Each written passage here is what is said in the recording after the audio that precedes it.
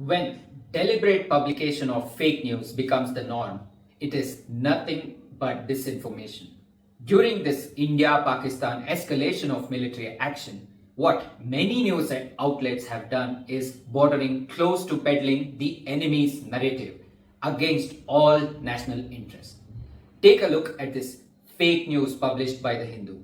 It has been recirculated and almost made to seem legitimate by even international media organizations. Such actions not only harm the interest of the country, the organization themselves lose all credibility when these news items obviously turn out to be false. The other more problematic category is the deliberate whitewashing of religious crimes committed by Pakistan by these so-called liberal media organizations, both national and international.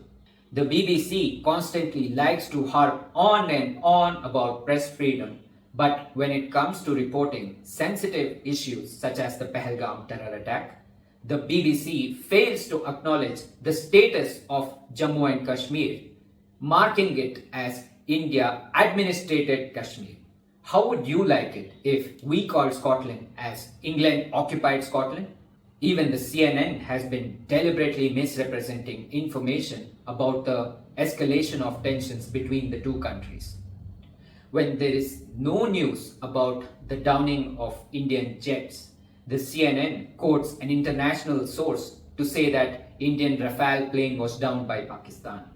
How is an international source confirming whether an Indian jet was downed?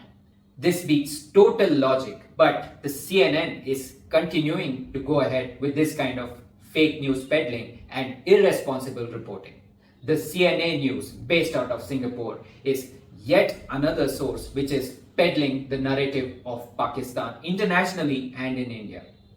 In a news clip, their correspondent from New Delhi goes to call the Pakistani escalation of tensions as alleged, even while its reportage failed to acknowledge the terror angle to the Pahalgam attack.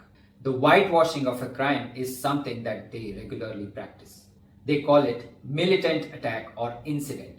They deliberately fail to acknowledge the religious nature behind the attack on innocent tourists. Some of them even blame the lack of Indian security personnel on the tourist spot of Pahalgam. This is placing the blame on the Indian agencies, as if it's our fault that terrorists infiltrated into the Baisaran Valley and opened fire by checking who was a Hindu. Such irresponsible reporting needs to be called out. The CNA of Singapore is also carrying out the propaganda of Pakistan. In this news report, the channel News Asia has in bold headlines put up that India is cooking stories about Pakistan attacking Indian targets.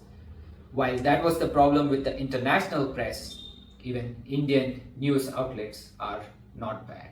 Many prominent Indian news outlets also turn Kashmir as Indian controlled part of Kashmir or Indian occupied Kashmir.